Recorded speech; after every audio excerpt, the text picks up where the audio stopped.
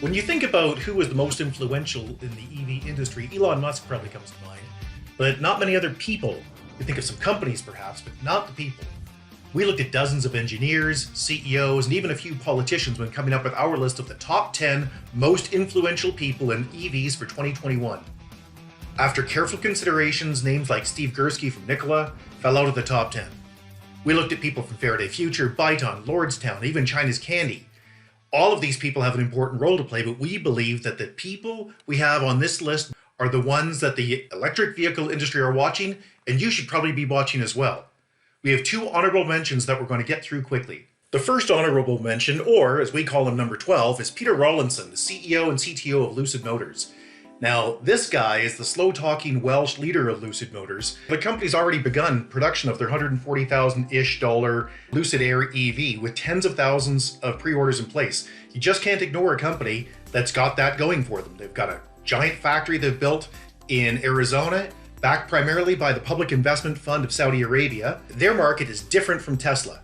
Rawlinson and his design partner, Derek Jenkins, could be the next generation's Rolls and Royce. And while that premium segment is small, it's highly profitable and it really sets a tone for the entire industry. So he's a guy to watch. The second honorable mention is Thomas Ingenlath. He's coming in on our list at number 11 in the top 10, so he's just about there. And he is the CEO and chief designer of Polestar. So think Volvo. It will come as a shock to no one that he worked for VW Group from 2001 to 2006. Seems like a lot of top designers and engineers worked at VW. Thomas is he was the senior vice president of design for Volvo. And in 2017, Volvo announced that its performance brand, Polestar, was transforming into a separate company focused exclusively on high-performance cars. Mr. Ingenlath would become its CEO and chief designer. That company has already got product out on the market. Volvo is a trendsetter. It's got the whole Scandinavian thing going for it. And even though Polestars will be very low volume, no more than 50,000 units a year, they say, he doesn't want the cars to look like some weird science project for the parent company, Volvo. He wants them to be a completely finished design. His quote is, "We think this design will convince people that it was made by people who know what they're doing." He came in at number 30 on this year's Motor Trend Power List Top 50. Number 10, let's get right into the list. Thomas Ulbrich. Now, this guy is what we have defined as the wild card. He used to be number 3 on our list, and we have moved him because of what just happened. So this is the person that was the head of the e-mobility board for Volkswagen, and he was a lifer for VW. After getting his engineering degree in '92, he went straight to work at the Wolfsburg plant management team. By '96, he was the head of VW logistics in China. 2001, he's the technical managing director and the spokesman for the board of the VW subsidiary inside the Wolfsburg factory named Auto 5000. You think, what is that? That is the little subsidiary that was hiring former VW workers to work back in the plant they were laid off of at a lower price. They built things like the Tiguan. The point is, it's a very interesting and odd management position.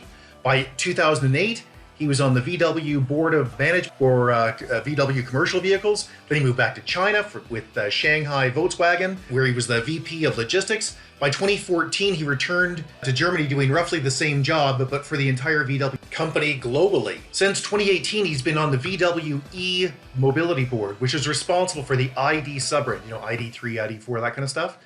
Volkswagen just announced that they were dissolving that board, and now Ulbrich has nowhere to go in the company. He was given a downgrade option to move back to China that he didn't want to take. He wants to move up. So why is he important? Well, by 2025, VW is expected to produce around 1.5 million EVs, possibly making them the largest EV manufacturer in the world. And a lot of the stuff he did with the company is going to be seen in future products. And you think, okay, well, that's past. What's he going to do in the future? Well, this guy, we've labeled him the wild card because we don't know where he's going to go. And he wants EVs to go mainstream. His catchphrase is electric cars for the millions, not the millionaires. This guy's going to end up with some company, and he's possibly going to change the world of EVs. Number 9 on our list is someone you probably haven't heard of, but when you hear his story, you'll appreciate why he's here.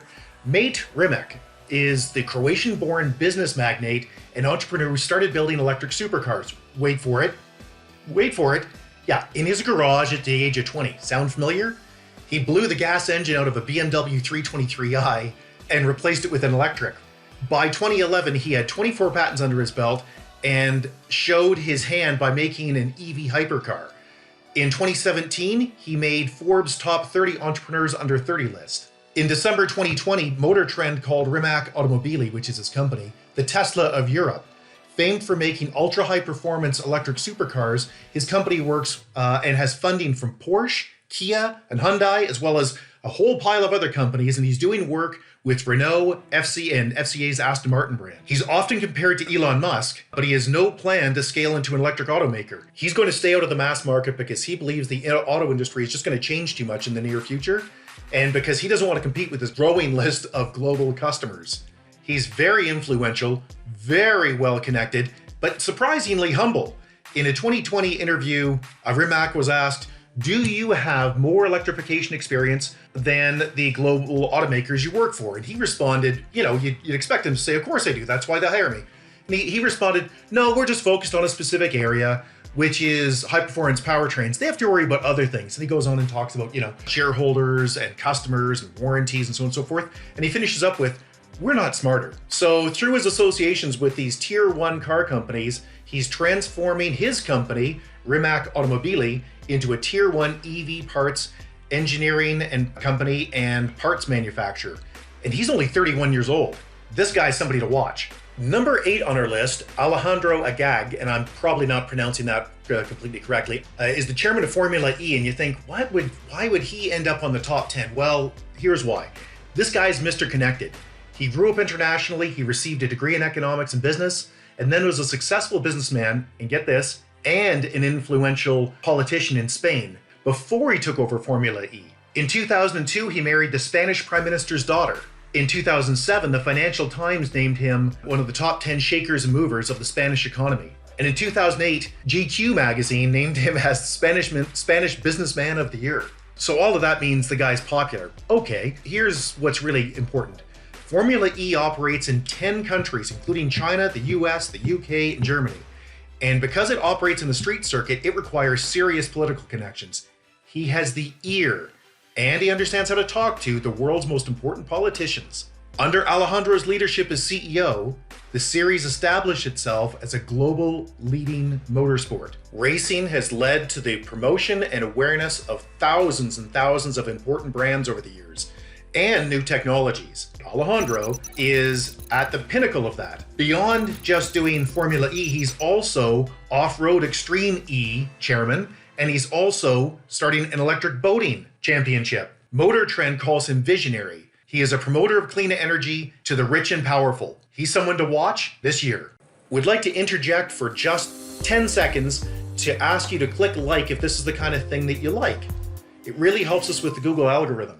And if you're interested in electric vehicles, the energy industry, high technology, things like that, please click subscribe because that's the kind of thing we talk about. Thanks, back to the show. On to number 7, RJ Scaringe. He's the founder of Rivian, and he's been called Elon Musk's nemesis. But unlike others who have had the same thing said about them, RJ just might be, at least in the EV space. He founded Rivian in 2009 and managed to keep it afloat without a product for more than a decade. Sound familiar? That tells you this guy's connected and is real. Nikola and other hype names may come and go, but Rivian is here to stay. And that's not knocking Nikola, by the way. Many analysts say that while trucks are the biggest, most profitable segment in autos today, electric trucks just won't sell because truck buyers want that F-150 or Ram they've bought over and over again for decades.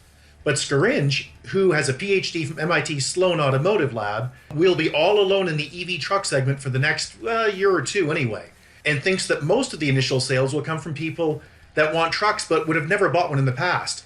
Just like the Tesla Model Y did not steal many Toyota RAV4 or Buick Enclave sales. Scaringe was initially financed by the Saudis as they tried to diversify their economy away from oil. But he has raised $3 billion just in the last 2 years from companies like Amazon and Ford. Rivian's 2 retail trucks will be on sale in volume this year, and they expect to sell about 40,000 units in 2022. Forbes said Rivian's 2 new trucks are adventure vehicles that look like the love children of a Range Rover, rugged, capable, and luxurious, and are packed with the latest amenities such as internet connectivity and a host of driver-assisted safety features. Again, sound a bit like Tesla, except in a different space? Oh, and Amazon placed a small order for 100,000 electric delivery vans. That could also keep the company a bit busy. Rivian is real, and what RJ Scaringe thinks and does will have a notable ripple effect on the EV industry for years to come. Number 6, William Li. He's the founder, CEO, visionary, and chairman of NIO Inc. We expect that most people in the US, Canada, and Europe have never heard of him, or the name of his most recent company, NIO, but we're sure you will in the near future. Like Elon Musk, Mr. Li is a serial entrepreneur who is successful with his disruptive tech. NIO makes EVs in China with the quality of a Land Rover. NIO's most interesting differentiator is that their vehicles provide battery swapping options. You can just charge the battery if you want, like you could with any other EV, or you can replace it by driving into a small container-sized building that's dropped in the corner of a parking lot somewhere, and in about 3 or 4 minutes, your battery will be swapped out with a recharged battery, so you're good to go. So it's about as fast as a gas station. So let's get into this guy's history. Li grew up in rural China, and he was so poor that the village he was in didn't even have electricity until the guy was 10. By the time he was 17, he'd pulled the highest score in Peking University's national entrance exam and went on to get 3 degrees at the same time: law, sociology, and computer science. And he did all of this while he was working dozens of part-time jobs. By the year 2000, he'd already founded 2 companies, the most notable of which is BitAuto, which is a lot like Auto Trader in Canada and the United States. He turned BitAuto from a money-losing, debt-laden firm to a multi-billion-dollar company, and in 2010, at the age of 36, he listed BitAuto on the New York Stock Exchange. In 2017, he took his car financing company public on the Hong Kong Exchange. Founded in 2014 with big money from Tencent, Xiaomi, JD.com, and some of Li's personal billions, NIO was set up in Munich, London, San Jose, and Shanghai. In 2015, NIO had won Formula E's racing championship and was producing the world's fastest autonomous supercar. In June of 2019, NIO was nearing bankruptcy. Their stock was at about $2 a share. But just like Tesla's meteoric rise, because that's about the time they were in hell as well, by January of 2021, NIO was at about $62 a share. And they are producing and selling ES6, ES8 EVs, amongst other vehicles, including their ES6. All of these are battery swap capable. NIO is worth more than GM, Ford, and Mercedes. Today, instead of being compared to Elon Musk, many compare him to Steve Jobs because of his steady, determined hand and incredible focus on detail. Although he differs from Jobs quite a bit, and that he's not stuck in his own persona. He doesn't have a fat head. He usually rides the train in economy class. He only owns a single 500 square foot apartment so his kids can be near their school, because he doesn't want to get distracted by property. NIO, and much more importantly, William Li, is somebody to watch in 2021. And on to number 5, Henrik Fisker, founder and CEO of Fisker Automotive. Fisker is the Danish-born car designer who worked for Ford, BMW, and Porsche, among others, before opening his own high-end design studio, developing low-volume, sort of supercars. He was best known to people in Canada and the United States as the design chief of the BMW Z8 Roadster, and to Europeans for the Aston Martin DB9 and Vantage. By 2008, he was showing the $200,000 plug-in hybrid Fisker Karma, which failed after selling just 2,000 units with many serious technical problems. There were recalls and there were lawsuits. He was also the lead designer of a little product called the Tesla Model S that you might have heard of. Today, he is focused on a new venture which he calls the world's first virtual car company, Fisker Inc. The idea is that Fisker is a design and engineering house that will leave the manufacturing to companies like VW and auto parts giant Magna. He frequently says things like, "Why would we engineer an air conditioning unit when VW makes the best in the business?" As it stands now, all he wants to own is the stampings for the unique body. While it's an unfair comparison, when we think of Fisker, we think of John DeLorean. Driven, smart, stylish, famous, and he's definitely a promoter. So if Fisker has a checkered past, how can he make the top 10 list? Well, Henrik Fisker might actually have something real this time, and he is shaking up the industry. Most hugely successful people have had notable failures in their past, and they've learned from them. So let's look at what he's got going now. In 2020 alone, Fisker started taking $250 deposits for pre-orders on his attractive and very well-reviewed Fisker Ocean SUV that's supposed to be delivered in 2023. He's taken this company public through a high-profile SPAC merger. We have a video on that I'll put in the top right-hand corner if you're interested in figuring out what a SPAC is.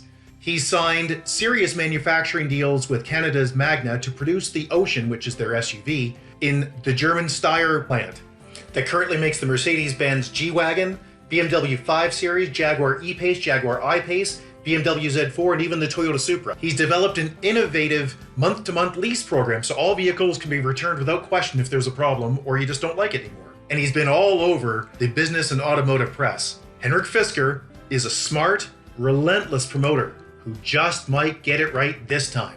And number 4 in our most influential electric vehicle people for the year 2021 is Giovanni Palazzo. He's the CEO of Electrify America and also Electrify Canada. Previously working for Mercedes-Benz in various EV positions, he was the head of Volkswagen's e-mobility strategy.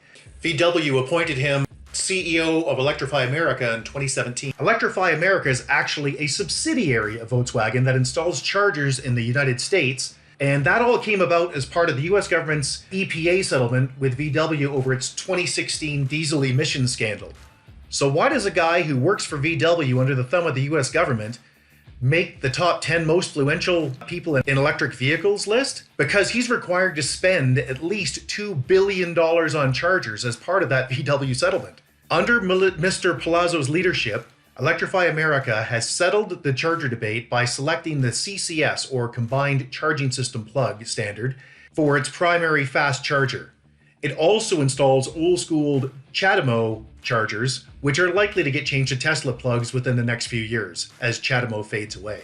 He also decided to build a few solar canopied stations that charge a battery energy storage system, or BESS, on site. The battery energy storage systems store power when electricity costs are low and supplement power during high points of consumption, minimizing the impact on the electrical grid.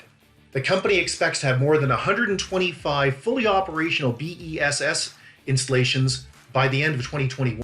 Mr. Palazzo is also the CEO of Electrify Canada, which was founded in May 2018 to install similar CCS and CHAdeMO chargers across Canada, primarily at the Canadian Tire location. So if you are in Canada and you hit a Canadian Tire and you see that charger, that's Electrify Canada. Notably, Electrify Canada was not part of the Canadian government settlement with VW.